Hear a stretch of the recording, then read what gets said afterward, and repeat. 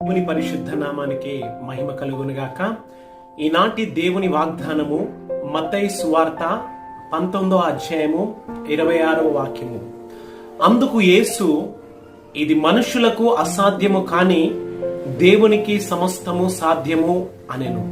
ఆమేన్.